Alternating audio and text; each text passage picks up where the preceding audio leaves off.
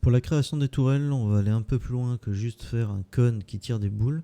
On va essayer de se prendre la tête un peu sur comment fonctionne un canon, où se trouvent les points de pivot et comment on va créer la plateforme. Donc là, je vous ai mis un petit schéma sur le site alamiimage.fr. Dans laquelle voilà, je trouve la réponse à ma question. Donc on a une histoire d'élévation et de dépression. Dépression, donc c'est le canon qui va vers le bas, élévation vers le haut. Et puis j'ai aussi un autre axe ici, sur l'axe donc Z, sur laquelle mon canon tourne. J'ai placé ici mes deux repères de taille qui sont celles des golems. Je vais donc dans un premier temps tout simplement prendre un cylindre qui va être à la base en fait de ma tourelle. Alors je vais un peu la réduire en hauteur. Je peux même, pourquoi pas, m'amuser à mettre d'autres éléments. Voilà, je vais dupliquer, réduire à nouveau. Je vais mettre comme ça pour être sûr. Voilà. Ok. Donc là, je vais avoir ma plateforme. Je vais rajouter encore un autre cylindre. Donc je repars exprès du même cylindre pour être sûr d'être toujours centré. Voilà, je vais mettre un peu plus dans la terre. Je vais peaufiner légèrement. Je vais prendre mon cylindre 2.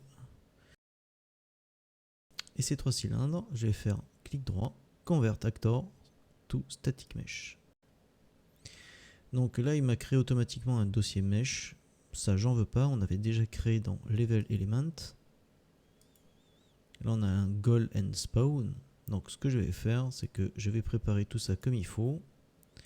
Je vais dans Content, Level Element, clic droit, New Folder, et je vais appeler ça Turrets. Ok, donc je recommence, clic droit, Convert Actors to Static Mesh, et je vais aller chercher mon dossier Turrets. Le name, je vais l'appeler Platform. Pour en revenir à notre schéma, donc on vient de créer ici la plateforme, maintenant je vais créer la structure que je vais appeler pivot, et ensuite on aura le canon. Donc là je vais créer le pivot, mais vous voyez que la problématique c'est que je veux que tout soit vraiment exactement dans le même axe, etc. Donc pour ça, voilà ce que je vous invite à faire. Nous allons créer un blueprint class actor qu'on va appeler turret base. Je vais rentrer dans turret base. Je rajoute un static mesh. Ce static mesh, je vais le renommer ici tout de suite plateforme. Et je vais aller choisir mon static mesh que j'avais nommé plateforme. Alors bien sûr, la suite se passe de commentaires. On devrait plutôt faire ce genre d'exercice de création d'objets sur des logiciels dédiés. Là, c'est juste pour l'exercice. Je vais mettre maintenant en place le pivot. Alors, pour ça, je vais mettre cylinder qui apparaît automatiquement au centre. Je vais à présent créer les parties sur le côté. Donc pour ça, je vais aller utiliser tout simplement un cube. Plate left.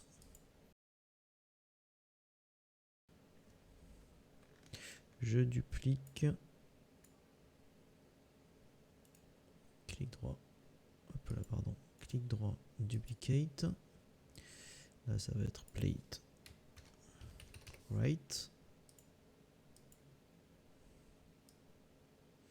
Donc pour être sûr, je vais regarder un peu les valeurs que j'ai ici.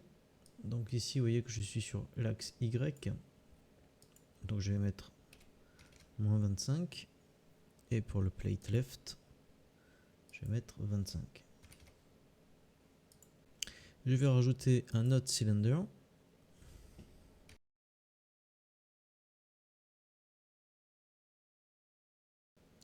Ce cylinder qui est la base de tout, je vais le renommer pivot.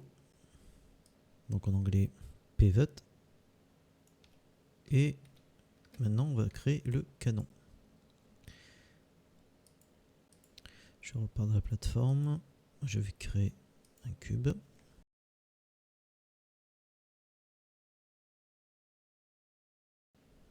Donc pour ça, je vais utiliser la perspective left. Je vais zoomer. Parfait. Là, je vais compiler au passage. Je reviens sur ma perspective.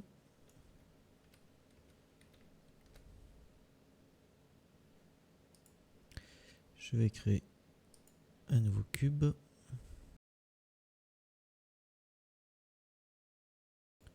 Je vais dupliquer.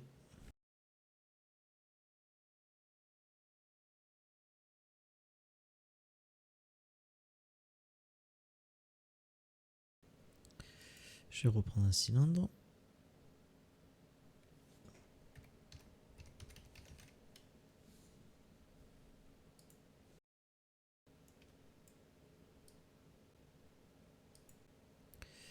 Je prends les deux. Ah, alors là, vous voyez, en fait, la géométrie est pas respectée au niveau de l'échelle. J'explique pourquoi. En fait, vous voyez, je suis à 0,5 et 4. Ça, c'est parce qu'en fait, c'est le canon ici qui influe sur l'échelle. Donc, je vais prendre mon cylindre, je vais remettre au niveau du défaut scène route. Et là, vous voyez, hop, ça fonctionne. Donc, je vais d'abord mettre ça tranquillement. Voilà. Je duplique.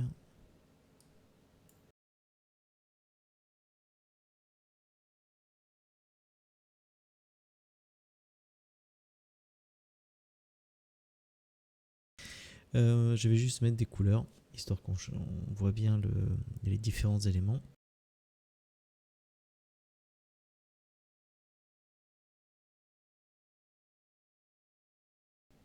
Je vais compiler, sauvegarder. Et donc, je vous invite à revenir sur le level. Je vais supprimer ces éléments. Je vais prendre mon acteur et les positionner.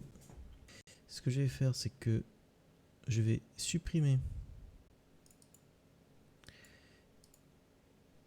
ma plateforme. Je vais dupliquer ma turret base. Je vous dis, c'est pas très conventionnel ce que je suis en train de faire, mais voilà, au moins on aura quelque chose qui fonctionne. Le canon ici, je vais le supprimer. Alors du coup, il faut que je supprime tous mes éléments du canon. Donc là, du coup, je conserve que le pivot. Ici, ben, cette fois-ci, je ne vais conserver que le canon.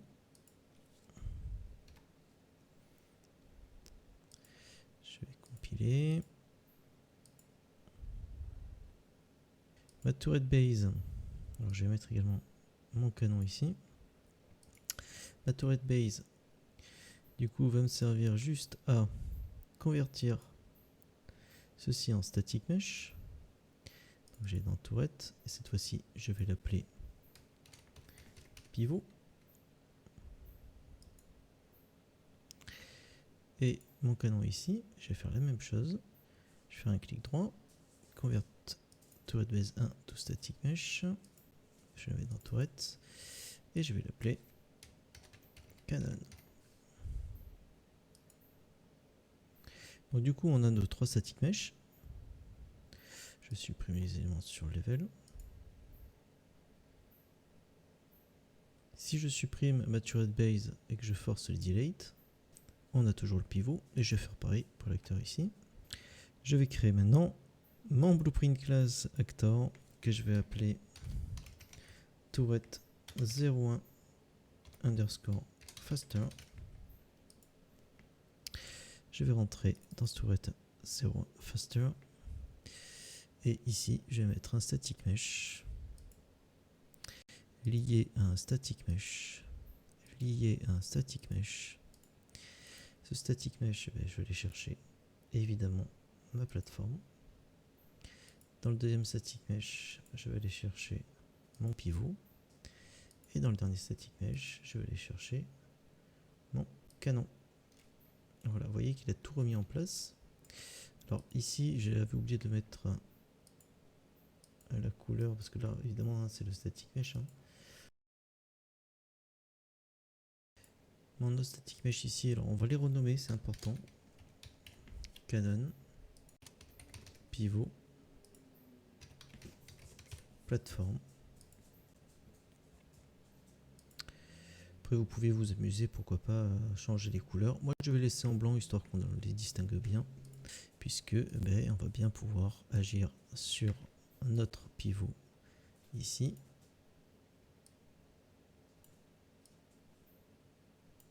Et sur notre pivot ici. Ah, alors ici on a une petite erreur. À la limite, ce qu'on va faire, on va gruger. Après, moi, ce que je vous invite à faire, c'est peut-être un canon plus simple. Vous faites juste un cylindre, ça fera l'affaire. Ça fera la blague.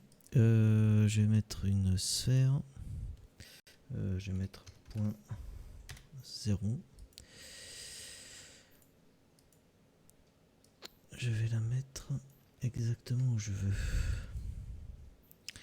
Je vais mettre en left. Là, il faut être très précis parce que vous allez voir qu'après dans le code, ça va être très important d'être pile au bon endroit. Je compile. Donc je vais revenir sur ma perspective. Alors je vais baisser la taille de cette sphère. Voilà, elle est toujours au centre.